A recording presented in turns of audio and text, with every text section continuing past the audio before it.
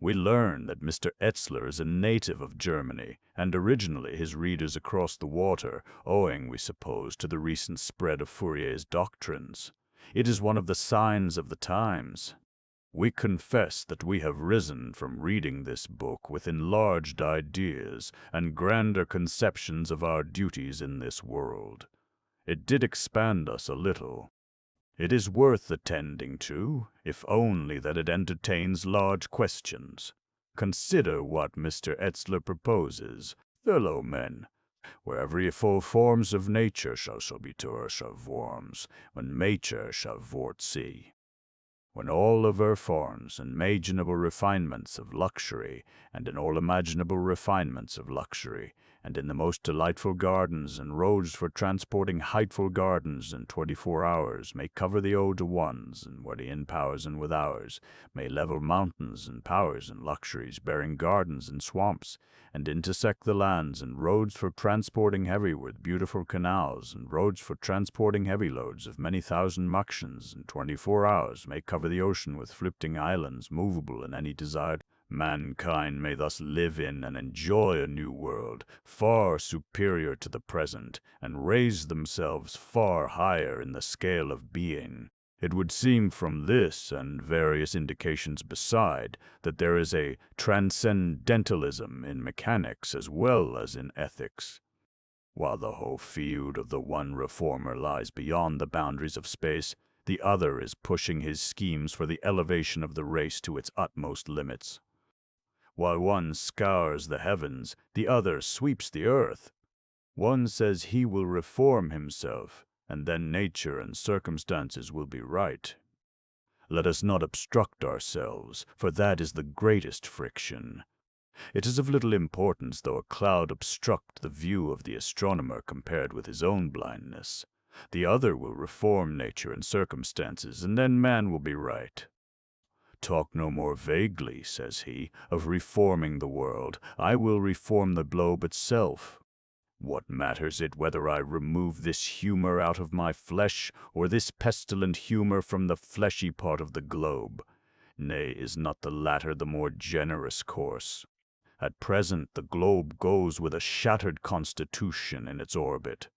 Has it not asthma, and ague, and fever, and dropsy, and flatulence, and pleurisy? And is it not afflicted with vermin? Has it not its healthful laws counteracted, and its vital energy which will yet redeem it? No doubt the simple powers of nature, properly directed by man, would make it healthy and a paradise, as the laws of man's own constitution, but wait to be obeyed, to restore him to health and happiness.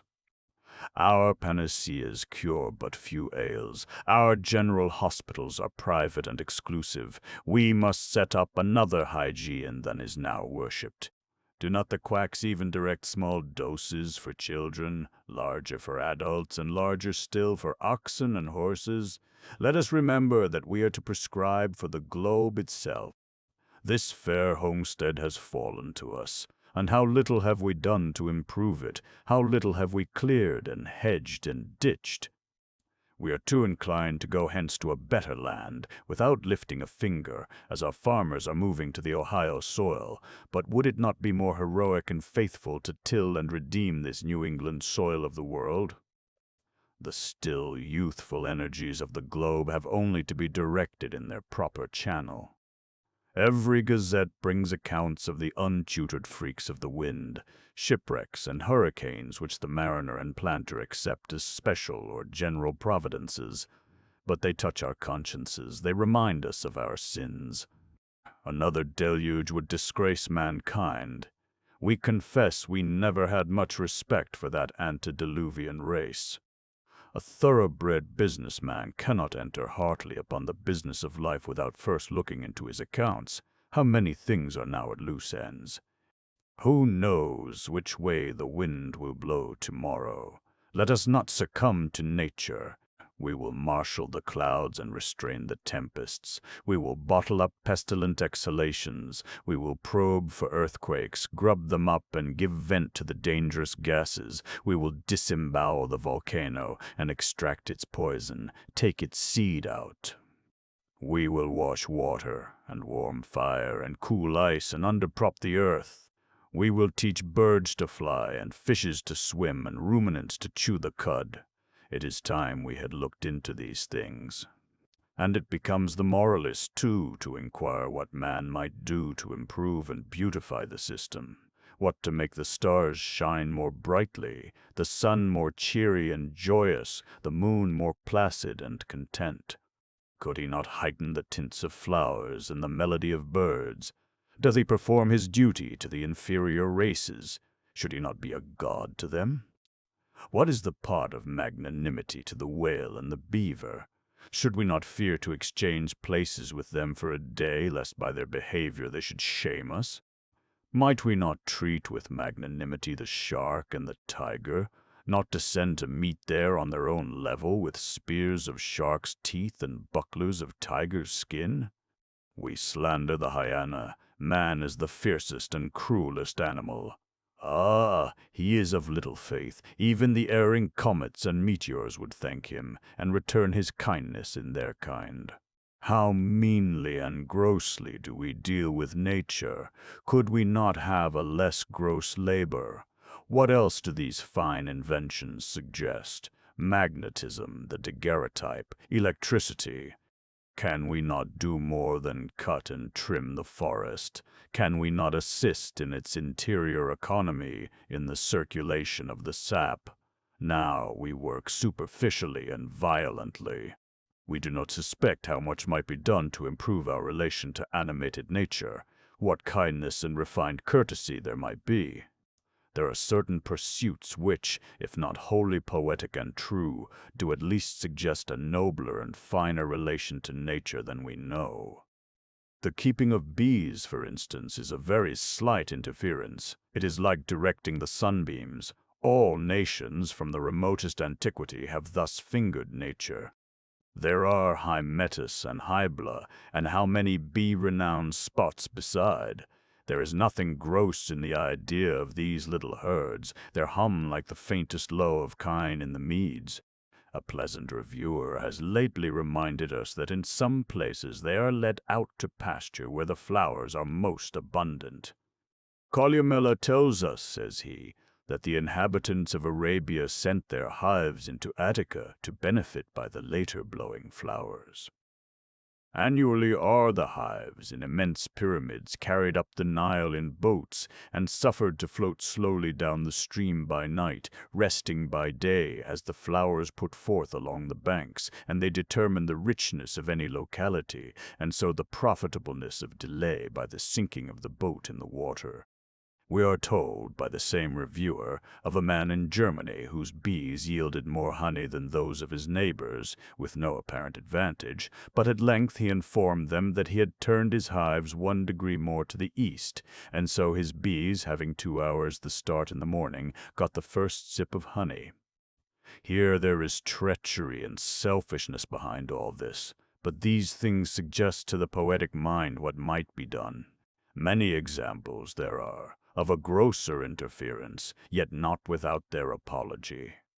We saw last summer, on the side of a mountain, a dog employed to churn for a farmer's family, traveling upon a horizontal wheel, and though he had sore eyes, an alarming cough, and withal a demure aspect, yet their bread did get buttered for all that. Undoubtedly, in the most brilliant successes, the first rank is always sacrificed. Much useless traveling of horses, in extenso, has of late years been improved for man's behoof, only 2 forces being taken advantage of, the gravity of the horse, which is the centripetal, and his centrifugal inclination to go ahead. Only these 2 elements in the calculation.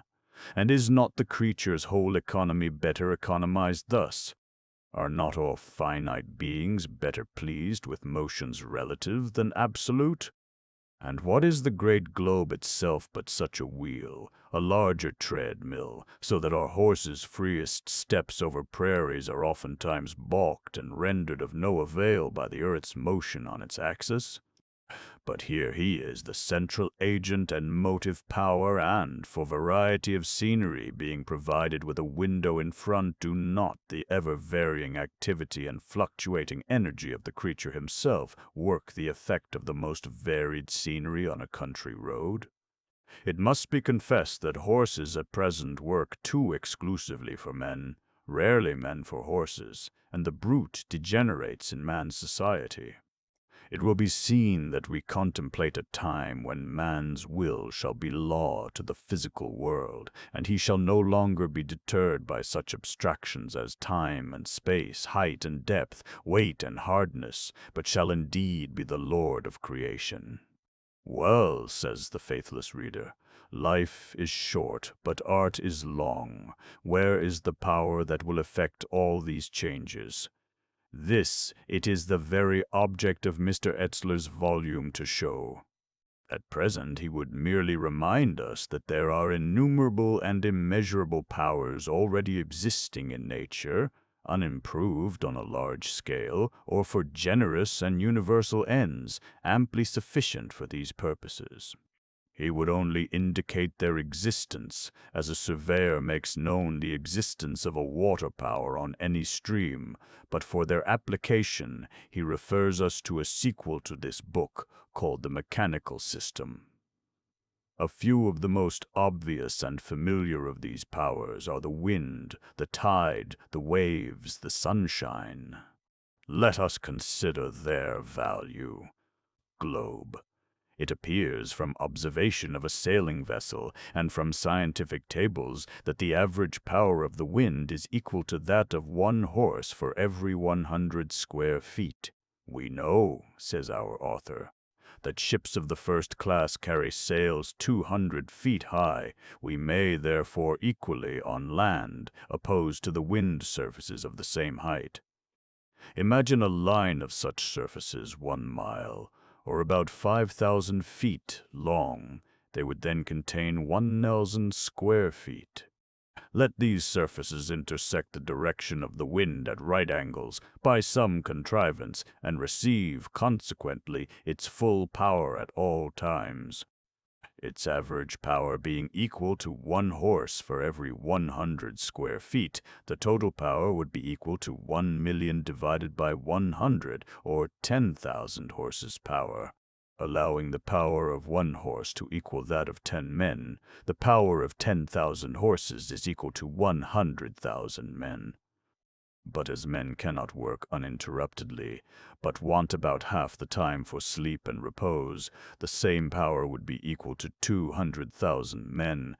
We are not limited to the height of 200 feet. We might extend, if required, the application of this power to the height of the clouds by means of kites. But we will have 1 such fence for every square mile of the globe's surface, for, as the wind usually strikes the earth at an angle of more than 2 degrees, which is evident from observing its effect on the high sea, it admits of even a closer approach. As the surface of the globe contains about 200 million square miles, the whole power of the wind on these surfaces would equal 40 million men's power, and would perform 80,000 times as much work as all the men on earth could effect with their nerves. If it should be objected that this computation includes the surface of the ocean and uninhabitable regions of the earth, where this power could not be applied for our purposes, Mr. Etzler is quick with his reply. But you will recollect, says he, that I have promised to show the means for rendering the ocean as inhabitable as the most fruitful dry land, and I do not exclude even the polar regions. The reader will observe that our author uses the fence only as a convenient formula for expressing the power of the wind, and does not consider it a necessary method of its application. We do not attach much value to this statement of the comparative power of the wind and horse, for no common ground is mentioned on which they can be compared. Undoubtedly, each is incomparably excellent in its way, and every general comparison made for such practical purposes as are contemplated, which gives a preference to the one, must be made with some unfairness to the other. The scientific tables are, for the most part, true only in a tabular sense. We suspect that a loaded wagon with a light sail 10 feet square would not have been blown so far by the end of the year, under equal circumstances, as a common racer or dray horse would have drawn it. And how many crazy structures on our globe's surface, of the same dimensions, would wait for dry rot if the traces of one horse were hitched to them, even to their windward side? Plainly, this is not the principle of comparison. But even the steady and constant force of the horse may be rated as equal to his weight at least. Yet we should prefer to let the zephyrs and gales bear with all their weight upon our fences than that Dobbin, with feet braced, should lean ominously against them for a season. Nevertheless, here is an almost incalculable power at our disposal, yet how trifling the use we make of it. It only serves to turn a few mills, blow a few vessels across the ocean, and a few trivial ends besides. What a poor compliment do we pay to our indefatigable and energetic servant! If you ask, perhaps, why this power is not used, if the statement be true, I have to ask in return, why is the power of steam so lately come to application? So many millions of men boiled water every day for many thousand years. They must have frequently seen that boiling water, in tightly closed pots or kettles, would lift the cover or burst the vessel with great violence. The power of steam was, therefore, as commonly known down to the least kitchen or washwoman as the power of wind, but close observation and reflection were bestowed neither on the one nor the other. Men having discovered the power of falling water, which after all is comparatively slight, how eagerly do they seek out and improve these privileges. Let a difference of but a few feet in level be discovered on some stream near a populous town, some slight occasion for gravity to act, and the whole economy of the neighborhood is changed at once. Men do indeed speculate about and with this power, as if it were the only privilege. But meanwhile this aerial stream is falling from far greater heights with more constant flow, never shrunk by drought, offering mill sites wherever the wind blows, a Niagara in the air with no Canada side, and only the application is hard. There are the powers, too, of the tide and waves, constantly ebbing and flowing, lapsing and relapsing, but they serve man in but few ways. They turn a few tide mills and perform a few other insignificant and accidental services only. We all perceive the effect of the tide, how imperceptibly it creeps up into our harbors and rivers and raises the heaviest navies as easily as the lightest ship. Everything that floats must yield to it. But man, slow to take nature's constant hint of assistance, makes slight and irregular use of this power, in careening ships and getting them afloat when aground.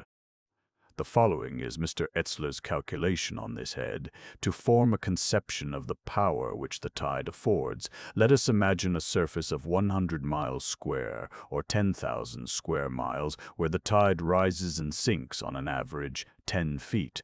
How many men would it require to empty a basin of 10,000 square miles area and 10 feet deep, filled with sea water, in 6 wee hours, and fill it again in the same time?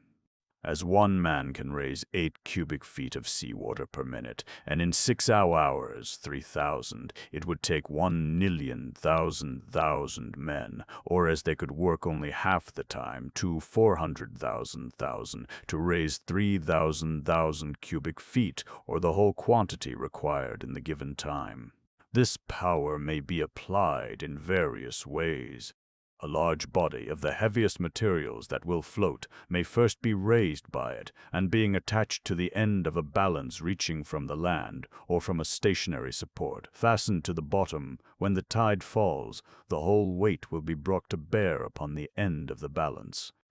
Also, when the tide rises, it may be made to exert a nearly equal force in the opposite direction. It can be employed wherever a point d'appui can be obtained. However, the application of the tide being by establishments fixed on the ground, it is natural to begin with them near the shores in shallow water, and upon sands which may be extended gradually further into the sea. The shores of the continent, islands, and sands being generally surrounded by shallow water, not exceeding from 50 to 100 fathoms in depth for 20, 50, or 100 miles and upward.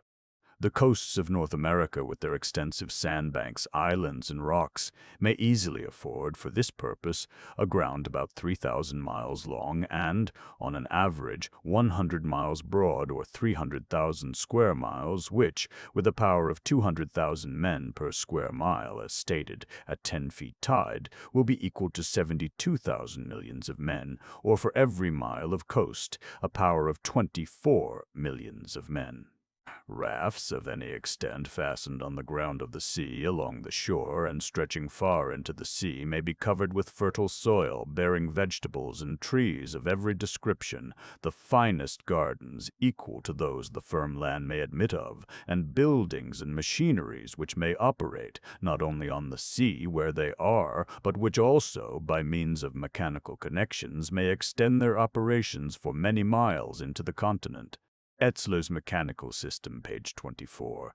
Thus this power may cultivate the artificial soil for many miles upon the surface of the sea, near the shores, and for several miles the dry land, along the shore, in the most superior manner imaginable. It may build cities along the shore, consisting of the most magnificent palaces, every one surrounded by gardens and the most delightful sceneries. It may level the hills and unevennesses, or raise eminences for enjoying open prospect into the country and upon the sea. It may cover the barren shore with fertile soil, and beautify the same in various ways. It may clear the sea of shallows. Thus may a power derived from the gravity of the moon and the ocean, hitherto but the objects of idle curiosity to the studious man, be made eminently subservient for creating the most delightful abodes along the coasts, where men may enjoy at the same time all the advantages of sea and dry land. The coasts may hereafter be continuous paradisiacal skirts between land and sea, everywhere crowded with the densest population. The shores and the sea along them will be no more as raw nature presents them now, but everywhere of easy and charming access, not even molested by the roar of waves, shaped as it may suit the purposes of their inhabitants. The sea will be cleared of every obstruction to free passage everywhere, and its productions in fishes, etc., will be gathered in large appropriate receptacles, to present them to the inhabitants of the shores and of the sea. Verily the land would wear a busy aspect at the spring and neap tide, and these island ships, these terra infirma, which realize the fables of antiquity, affect our imagination. We have often thought that the fittest locality for a human dwelling was on the edge of the land, that there the constant lesson and impression of the sea might sink deep into the life and character of the landsman, and perhaps impart a marine tint to his imagination. It is a noble word, that mariner, one who is conversant with the sea. There should be more of what it signifies in each of us. It is a worthy country to belong to. We look to see him not disgrace it. Perhaps we should be equally mariners and terraners, and even our green mountains need some of that sea green to be mixed with them. The computation of the power of the waves is less satisfactory. While only the average power of the wind and the average height of the tide were taken before, now the extreme height of the waves is used, for they are made to rise 10 feet above the level of the sea, to which, adding 10 more for depression, we have 20 feet, or the extreme height of a wave. Indeed, the power of the waves, which is produced by the wind blowing obliquely and at disadvantage upon the water, is made to be not only 3,000 times greater than that of the tide, but 100 times greater than that of the wind itself, meeting its object at right angles. Moreover, this power is measured by the area of the vessel and not by its length mainly, and it seems to be forgotten that the motion of the waves is chiefly undulatory and exerts a power only within the limits of a vibration, else the very continents with their extensive coasts would soon be set adrift. Finally, there is the power to be derived from sunshine, by the principle on which Archimedes contrived his burning mirrors, a multiplication of mirrors reflecting the rays of the sun upon the same spot, till the requisite degree of heat is obtained. The principal application of this power will be to the boiling of water and production of steam. How to create rivulets of sweet and wholesome water on floating islands in the midst of the ocean will be no riddle now. Seawater changed into steam will distill into sweet water, leaving the salt on the bottom. Thus the steam engines on floating islands for their propulsion and other mechanical purposes will serve at the same time for the distillery of sweet water, which, collected in basins, may be led through channels over the island, while, where required, it may be refrigerated by artificial means and changed into cool water, surpassing in salubrity the best spring water, because nature hardly ever distills water so purely and without admixture of less wholesome matter. So much for these few and more obvious powers, already used to a trifling extent. But there are innumerable others in nature, not described nor discovered. These, however, will do for the present. This would be to make the sun and the moon equally our satellites. For, as the moon is the cause of the tides, and the sun the cause of the wind, which, in turn, is the cause of the waves, all the work of this planet would be performed by these far influences. But as these powers are very irregular and subject to interruptions, the next object is to show how they may be converted into powers that operate continually and uniformly forever, until the machinery be worn out, or, in other words, into perpetual motions. Else soars. Hitherto the power of the wind has been applied immediately upon the machinery for use, and we have had to wait the chances of the wind's blowing, while the operation was stopped as soon as the wind ceased to blow.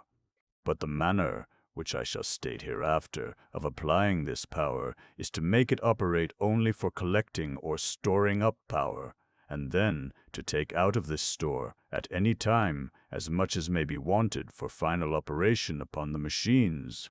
The power stored up is to react as required, and may do so long after the original power of the wind has ceased.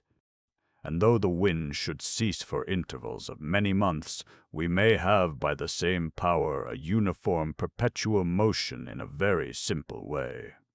The weight of a clock being wound up gives us an image of reaction. The sinking of this weight is the reaction of winding it up. It is not necessary to wait till it has run down before we wind up the weight, but it may be wound up at any time, partly or totally, and if done always before the weight reaches the bottom, the clock will be going perpetually. In a similar, though not in the same way, we may cause a reaction on a larger scale. We may raise, for instance, water by the immediate application of wind or steam to a pond upon some eminence, out of which, through an outlet, it may fall upon some wheel or other contrivance for setting machinery a-going.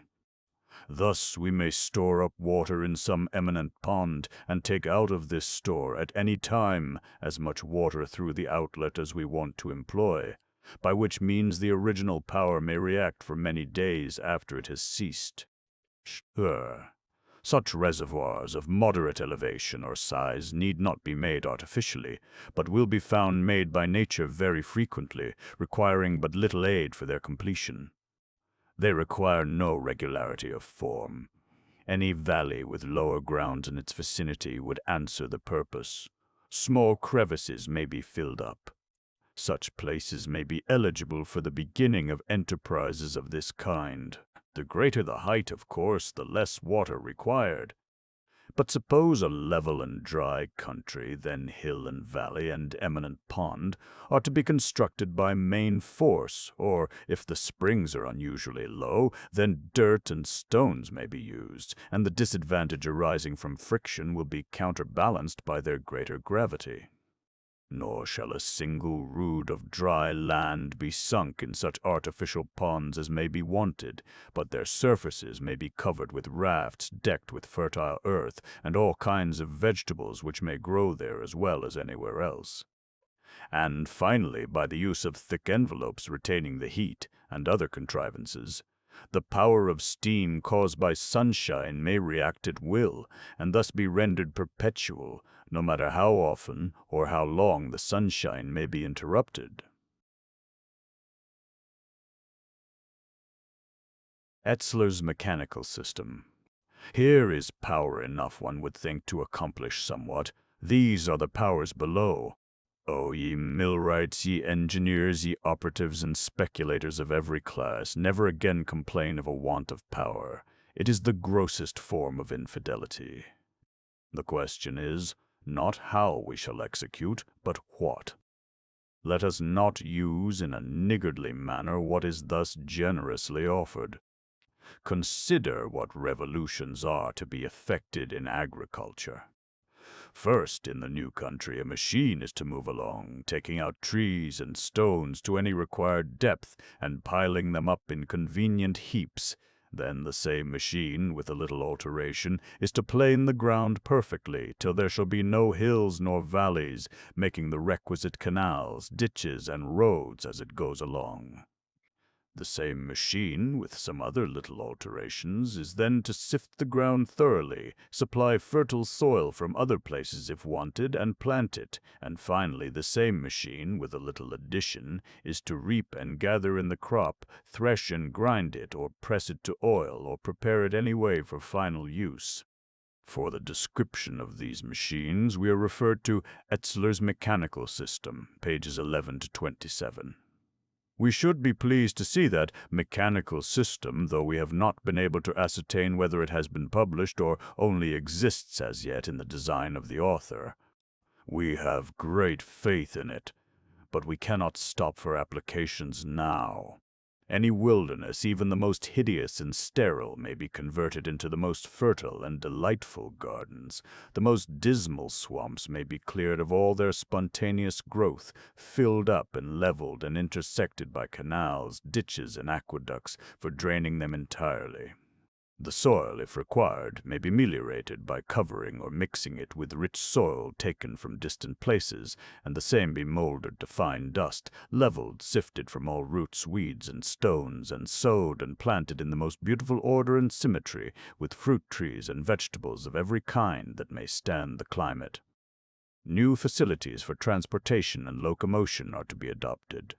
Large and commodious vehicles for carrying many thousand tons, running over peculiarly adapted level roads at the rate of 40 miles per hour or 1,000 miles per day, may transport men and things, small houses, and whatever may serve for comfort and ease, by land. Floating islands, constructed of logs or of wooden stuff prepared in a similar manner, as is to be done with stone, and of live trees, which may be reared so as to interlace one another and strengthen the whole, may be covered with gardens and palaces, and propelled by powerful engines so as to run at an equal rate through seas and oceans. Thus, man may move with the celerity of a bird's flight in terrestrial paradises from one climate to another, and see the world in all its variety, exchanging with distant nations the surplus of productions. The journey from one pole to another may be performed in a fortnight, the visit to a transmarine country in a week or two, or a journey round the world in 1 or 2 months by land and water. And why pass a dreary winter every year while there is yet room enough on the globe where nature is blessed with a perpetual summer and with a far greater variety and luxuriance of vegetation? More than 1/2 the surface of the globe has no winter. Men will have it in their power to remove and prevent all bad influences of climate, and to enjoy perpetually only that temperature which suits their constitution and feeling best.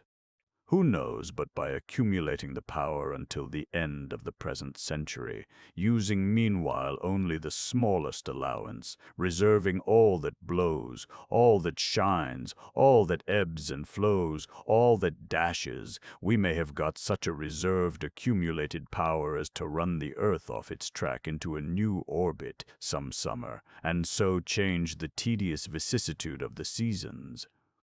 Or perchance coming generations will not abide the dissolution of the globe, but, availing themselves of future inventions in aerial locomotion and the navigation of space, the entire race may migrate from the earth to settle some vacant and more western planet. It may be still healthy, perchance unearthly, not composed of dirt and stones, whose primary strata only are strewn, and where no weeds are sown. It took but little art, a simple application of natural laws, a canoe, a paddle, and a sail of matting, to people the isles of the Pacific, and a little more will people the shining isles of space. Do we not see in the firmament the lights carried along the shore by night as Columbus did? Let us not despair nor mutiny.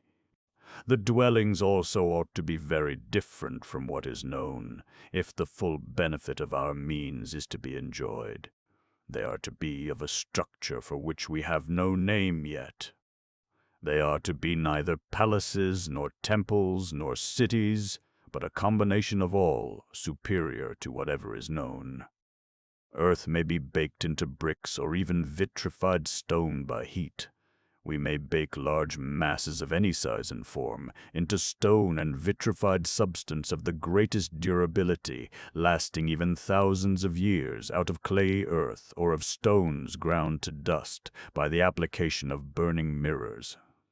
This is to be done in the open air, without other preparation than gathering the substance, grinding and mixing it with water and cement, molding or casting it, and bringing the focus of the burning mirrors of proper size upon the same. The character of the architecture is to be quite different from what it ever has been hitherto. Large, solid masses are to be baked or cast in one piece, ready shaped in any form that may be desired. The building may, therefore, consist of columns 200 feet high and upwards, of proportionate thickness, and of one entire piece of vitrified substance. Huge pieces are to be molded so as to join and hook onto each other firmly by proper joints and folds, and not to yield in any way without breaking. Foundries of any description are to be heated by burning mirrors, and will require no labor except the making of the first molds and the superintendence for gathering the metal and taking the finished articles away. Alas! In the present state of science we must take the finished articles away, but think not that man will always be a victim of circumstances. The countryman who visited the city and found the streets cluttered with bricks and lumber reported that it was not yet finished, and one who considers the endless repairs and reforming of our houses might well wonder when they will be done. But why may not the dwellings of men on this earth be built once for all of some durable material, some Roman or Etruscan masonry which will stand, so that time shall only adorn and beautify them? Why may we not finish the outward world for posterity, and leave them leisure to attend to the inner? Surely all the gross necessities and economies might be cared for in a few years. All might be built and baked and stored up during this, the term time of the world, against the vacant eternity, and the globe go provisioned and furnished like our public vessels, for its voyage through space as through some Pacific Ocean, while we would tie up the rudder and sleep before the wind, as those who sail from Lima to Manila. But, to go back a few years in imagination, think not that life in these crystal palaces is to bear any analogy to life in our present humble cottages. Far from it. clothed once for all in some flexible stuff more durable than George Fox's suit of leather, composed of fibers of vegetables glutenated together by some cohesive substances and made into sheets like paper of any size or form, man will put far from him corroding care and the whole host of ills. The 25 halls in the inside of the square are to be each 200 feet square and high, the 40 corridors each 100 feet long and 20 wide, the 80 galleries each from 1,000 to 1,250 feet long, about 7,000 private rooms, the whole surrounded and intersected by the grandest and most splendid colonnades imaginable, floors, ceilings, columns with their various beautiful and fanciful intervals, all shining and reflecting to infinity all objects and persons with splendid luster of all beautiful colors and fanciful shapes and pictures. All galleries, outside and within the halls, are to be provided with many thousand commodious and most elegant vehicles, in which persons may move up and down like birds, in perfect security and without exertion. Any member may procure himself all the common articles of his daily wants by a short turn of some crank without leaving his apartment. He may at any time bathe himself in cold or warm water, or in steam, or in some artificially prepared liquor for invigorating health. He may at any time give to the air in his apartment that temperature that suits his feeling best. He may cause, at any time, an agreeable scent of various kinds. He may at any time meliorate his breathing air, that main vehicle of vital power. Thus, by a proper application of the physical knowledge of our days, man may be kept in a perpetual serenity of mind, and if there is no incurable disease or defect in his organism, in constant vigor of health, and his life be prolonged beyond any parallel which present times afford. 1 or 2 persons are sufficient to direct the kitchen business. They have nothing else to do but to superintend the cookery, and to watch the time of the victuals being done, and then to remove them, with the table and vessels, into the dining hall, or to the respective private apartments, by a slight motion of the hand at some crank. Any extraordinary desire of any person may be satisfied by going to the place where the thing is to be had, and anything that requires a particular preparation in cooking or baking may be done by the person who desires it. This is one of those instances in which the individual genius is found to consent, as indeed it always does at last, with the universal. These last sentences have a certain sad and sober truth, which reminds us of the scripture of all nations. All expression of truth does at length take the deep ethical form. Here is hint of a place the most eligible of any in space, and of a servitor in comparison with whom all other helps dwindle into insignificance.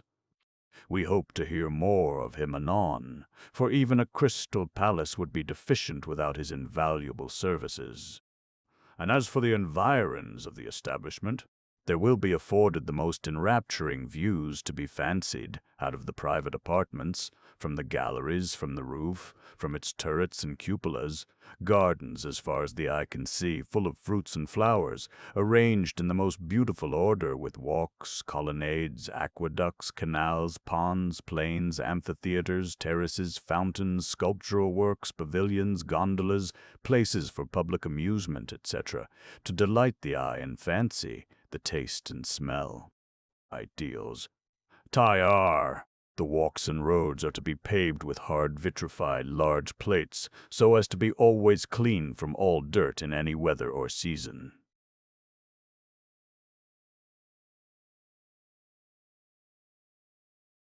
The channels being of vitrified substance, and the water perfectly clear and filtrated or distilled if required, may afford the most beautiful scenes imaginable, while a variety of fishes is seen clear down to the bottom playing about, and the canals may afford at the same time the means of gliding smoothly along between various sceneries of art and nature in beautiful gondolas, while their surface and borders may be covered with fine land and aquatic birds.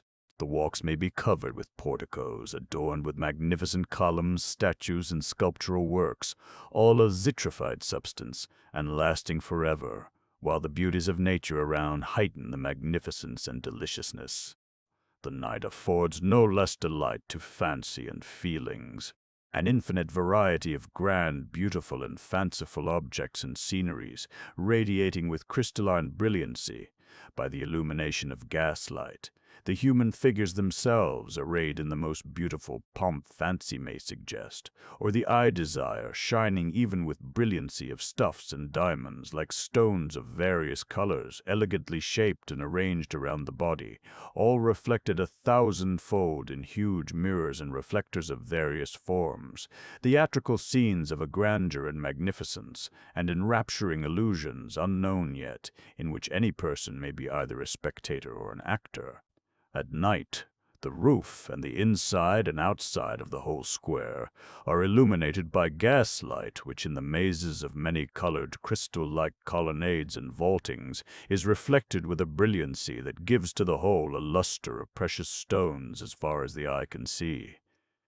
Such are the future abodes of men. Tom 9. Such is the life reserved to true intelligence, but withheld from ignorance, prejudice, and stupid adherence to custom. Such is the domestic life to be enjoyed by every human individual that will partake of it. Love and affection may there be fostered and enjoyed without any of the obstructions that oppose, diminish, and destroy them in the present state of men. It would be as ridiculous, then, to dispute and quarrel about the means of life as it would be now about water to drink along mighty rivers, or about the permission to breathe air in the atmosphere, or about sticks in our extensive woods. Thus is paradise to be regained, and that old and stern decree at length reversed. Man shall no more earn his living by the sweat of his brow. All labor shall be reduced to a short turn of some crank, and taking the finished article away. But there is a crank, oh, how hard to be turned! Could there not be a crank upon a crank, an infinitely small crank? We would fain inquire. No, alas, not. But there is a certain divine energy in every man, but sparingly employed as yet, which may be called the crank within. The crank, after all, the prime mover in all machinery, quite indispensable to all work. Would that we might get our hands on its handle. In fact, no work can be shirked. It may be postponed indefinitely, but not infinitely. Nor can any really important work be made easier by cooperation or machinery. Not one particle of labor now threatening any man can be routed without being performed. It cannot be hunted out of the vicinity like jackals and hyenas. It will not run. You may begin by sawing the little sticks, or you may saw the great sticks first, but sooner or later you must saw them both. We will not be imposed upon by this vast application of forces. We believe that most things will have to be accomplished still by the application called industry. We're rather pleased, after all, to consider the small private, but both constant and accumulated force which stands behind every spade in the field. This it is that makes the valleys shine, and the deserts really bloom. Sometimes we confess we are so degenerate as to reflect with pleasure on the days when men were yoked like cattle and drew a crooked stick for a plow. After all, the great interests and methods were the same. It is a rather serious objection to Mr. Etzler's schemes that they require time, men, and money, three very superfluous and inconvenient things for an honest and well-disposed man to deal with. The whole world, he tells us, might therefore be really changed into a paradise within less than 10 years, commencing from the first year of an association for the purpose of constructing and applying the machinery. We are sensible of a startling incongruity when time and money are mentioned in this connection. The 10 years which are proposed would be a tedious while to wait if every man were at his post and did his duty, but quite too short a period if we are to take time for it. But this fault is by no means peculiar to Mr. Etzler's schemes.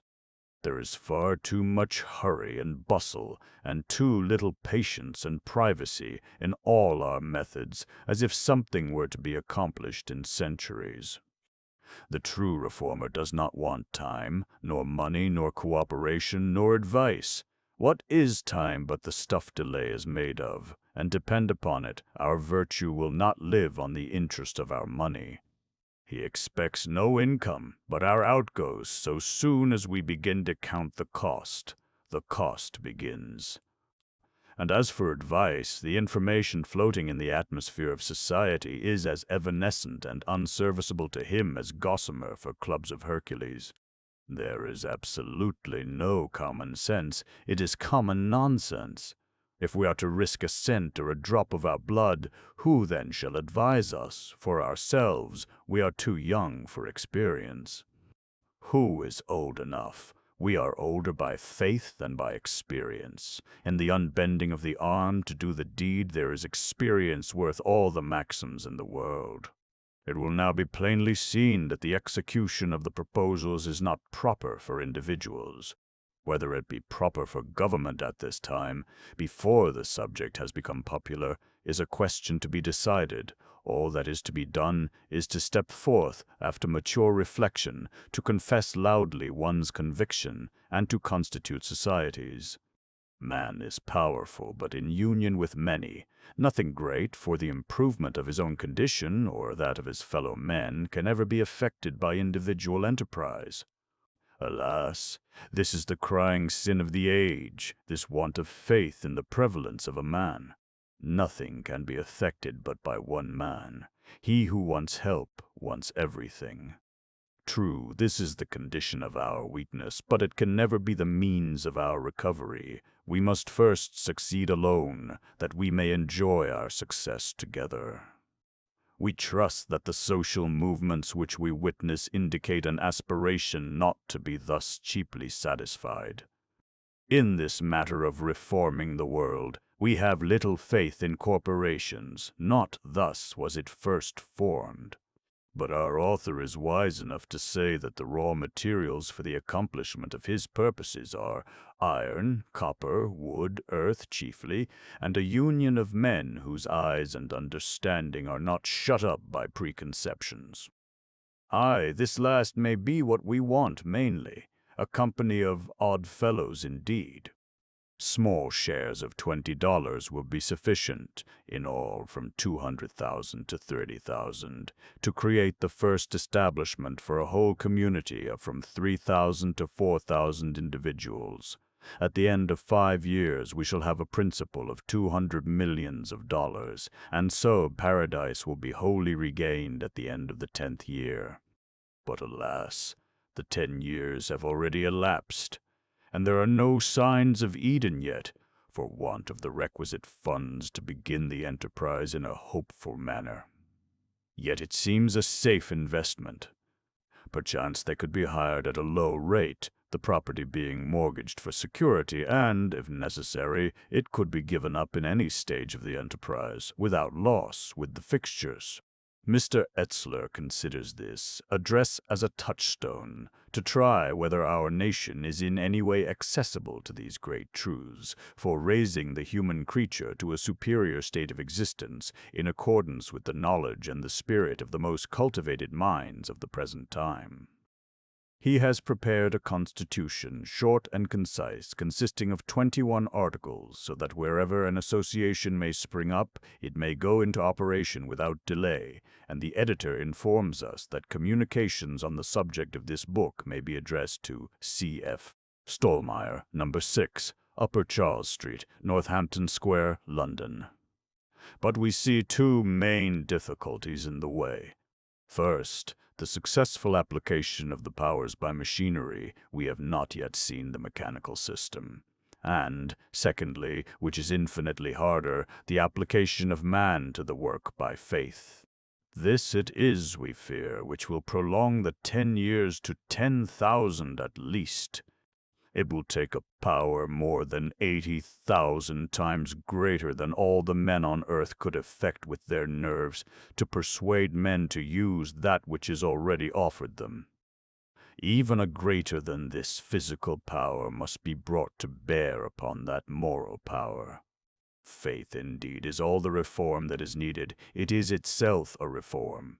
Doubtless, we are as slow to conceive of paradise as of heaven, of a perfect natural as of a perfect spiritual world. We see how past ages have loitered and erred. Is perhaps our generation free from irrationality and error?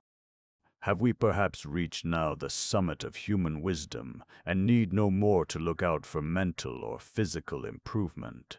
Undoubtedly, we are never so visionary as to be prepared for what the next hour may bring forth. Oh,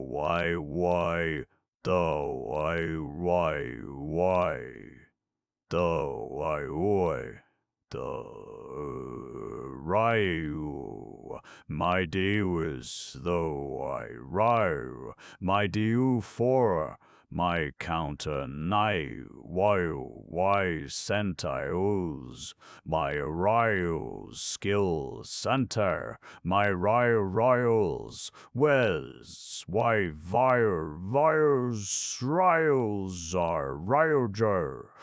The divine is about to be, and such is its nature.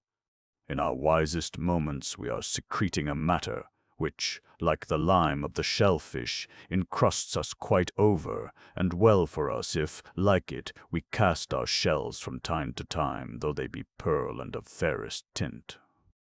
Let us consider under what disadvantages science has hitherto labored before we pronounce thus confidently on her progress. There was never any system in the productions of human labor, but they came into existence and fashion as chance-directed men. Only a few professional men of learning occupy themselves with teaching natural philosophy, chemistry, and the other branches of the sciences of nature, to a very limited extent for very limited purposes, with very limited means. The science of mechanics is but in a state of infancy.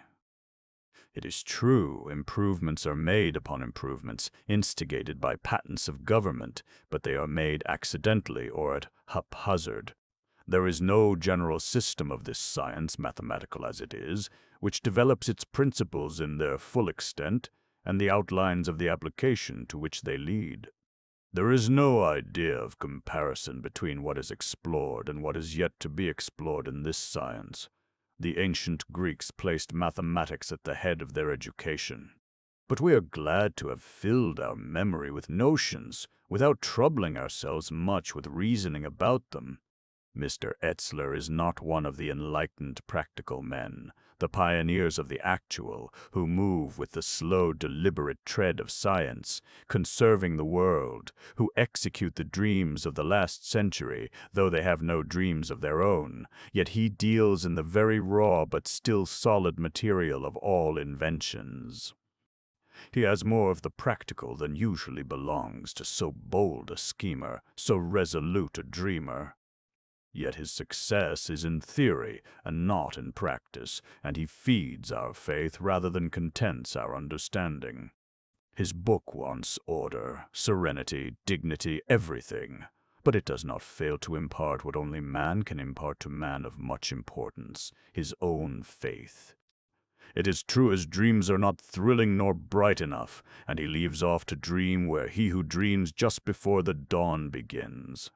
His castles in the air fall to the ground, because they are not built lofty enough. They should be secured to heaven's roof. After all, the theories and speculations of men concern us more than their puny execution. It is with a certain coldness and languor that we loiter about the actual and so-called practical. How little do the most wonderful inventions of modern times detain us. They insult nature. Every machine or particular application seems a slight outrage against universal laws. How many fine inventions are there which do not clutter the ground? We think that those only succeed which minister to our sensible and animal wants, which bake or brew, wash or warm, or the like, but are those of no account which are patented by fancy and imagination, and succeed so admirably in our dreams that they give the tone still to our waking thoughts. Already nature is serving all those uses which science slowly derives on a much higher and grander scale to him that will be served by her. When the sunshine falls on the path of the poet, he enjoys all those pure benefits and pleasures which the arts slowly and partially realize from age to age.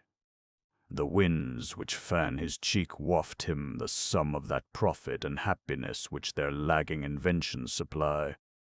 The chief fault of this book is that it aims to secure the greatest degree of gross comfort and pleasure merely. It paints a Mahometan's heaven, and stops short with singular abruptness when we think it is drawing near to the precincts of the Christians, and we trust we have not made here a distinction without a difference. Undoubtedly, if we were to reform this outward life truly and thoroughly, we should find no duty of the inner omitted. It would be employment for our whole nature, and what we should do thereafter would be as vain a question as to ask the bird what it will do when its nest is built and its brood reared. But a moral reform must take place first, and then the necessity of the other will be superseded, and we shall sail and plough by its force alone.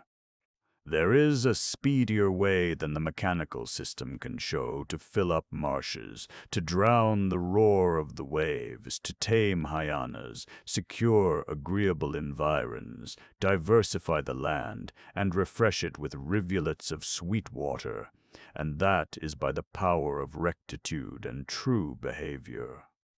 It is only for a little while, only occasionally, methinks, that we want a garden. Surely a good man need not be at the labor to level a hill for the sake of a prospect, or raise fruits and flowers and construct floating islands for the sake of a paradise. He enjoys better prospects than lie behind any hill. Where an angel travels, it will be paradise all the way, but where Satan travels, it will be burning marl and cinders. What says Vishnu Sarma? He whose mind is at ease is possessed of all riches. Is it not the same to one whose foot is enclosed in a shoe, as if the whole surface of the earth were covered with leather? He who is conversant with the supernal powers will not worship these inferior deities of the wind, waves, tide, and sunshine. But we would not disparage the importance of such calculations as we have described. They are truths in physics because they are true in ethics. The moral powers no one would presume to calculate. Suppose we could compare the moral with the physical, and say how many horsepower the force of love, for instance, blowing on every square foot of a man's soul, would equal. No doubt we are well aware of this force. Figures would not increase our respect for it. The sunshine is equal to but one ray of its heat. The light of the sun is but the shadow of love. The souls of men loving and fearing God, says Raleigh, receive influence from that divine light itself, whereof the sun's clarity and that of the stars is by Plato called but a shadow. Lumen est umbra Dei, Deus est lumen luminis. Light is the shadow of God's brightness, who is the light of light, and, we may add, the heat of heat. Love is the wind, the tide, the waves, the sunshine. Its power is incalculable. It is many horsepower. It never ceases. It never slacks. It can move the globe without a resting place. It can warm without fire. It can feed without meat. It can clothe without garments. It can shelter without roof. It can make a paradise within which will dispense with a paradise without. But though the wisest men in all ages have labored to publish this force, and every human heart is, sooner or later, more or less, made to feel it, yet how little is actually applied to social ends. True, it is the motive power of all successful social machinery, but, as in physics we have made the elements do only a little drudgery for us, steam to take the place of a few horses, wind of a few oars, water of a few cranks and hand-mills, as the mechanical forces have not yet been generously and largely applied to make the physical world answer to the ideal, so the power of love has been but meanly and sparingly applied as yet. It has patented only such machines as the almshouses, the hospital, and the Bible Society, while its infinite wind is still blowing and blowing down these very structures too from time to time. Still less are we accumulating its power and preparing to act with greater energy at a future time. Shall we not contribute our shares to this enterprise, then? The paradise within the reach of all men, without labor, by powers of nature and machinery, an address to all intelligent men, in 2 parts, by J. A. Etzler, Part First, Second English edition. London, 1842, pp. 55.